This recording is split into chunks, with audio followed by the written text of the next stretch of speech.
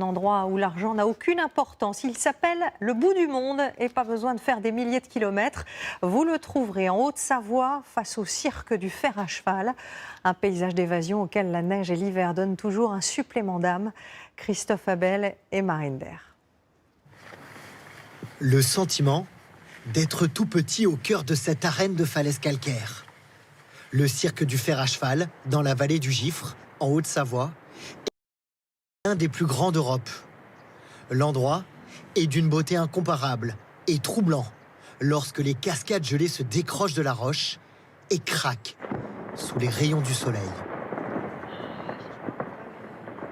On est au pied du massif, si tu veux, du fer à cheval, avec au-dessus de nous la corne aux chamois là, qui nous domine.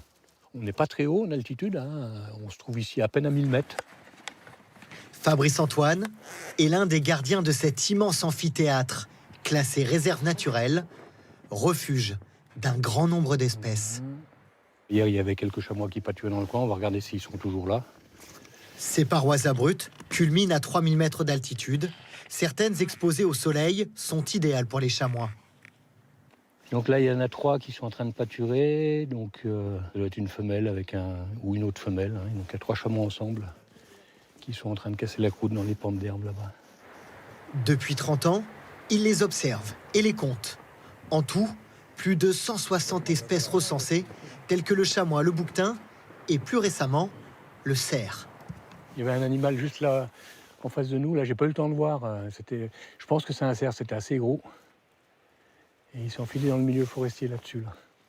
On a une population de cerfs dans la vallée du Gifre qui commence à être assez conséquente. Donc des nombres, hein, entre Mieuxy et le fer à cheval, donc sur toute la vallée du Gifre, un peu plus de 800 cerfs. Hein, donc c'est quand même une belle population. Quoi.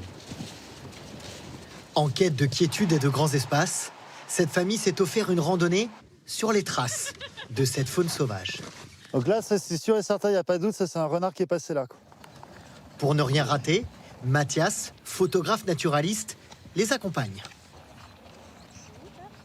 Le renard, il marche vraiment un peu comme les mannequins, il a tendance à mettre ses pattes en file indienne, en ligne. Et les chiens ont tendance vraiment à marcher les pattes écartées à la largeur du bassin. Des empreintes faciles à repérer. La neige, tombée en abondance, est un livre ouvert sur l'activité des animaux. Ce qui est marrant des fois, c'est que là, entre deux sauts, des fois, tu devines la trace de la queue. C'est qu'il traîne derrière, qu'il n'y a pas de poils. Donc ça, c'est vraiment un micro-mammifère. Après, voilà, je ne pourrais pas dire si c'est une musaraigne ou un mulot.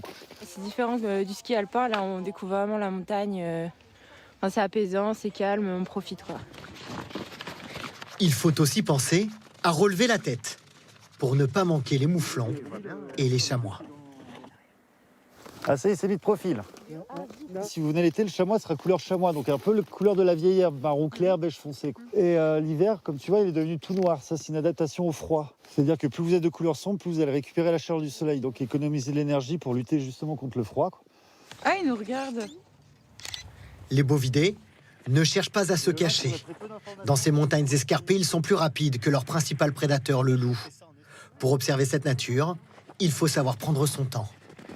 On a beaucoup ressenti que les gens revenaient pour rechercher justement plutôt la tranquillité, des espaces sans qu'il y ait trop de foule, vraiment pour être plutôt tranquille. C'est vrai qu'au niveau de la nature, en tout cas, il y a de plus en plus de demandes et d'intérêt de retrouver un peu les choses simples.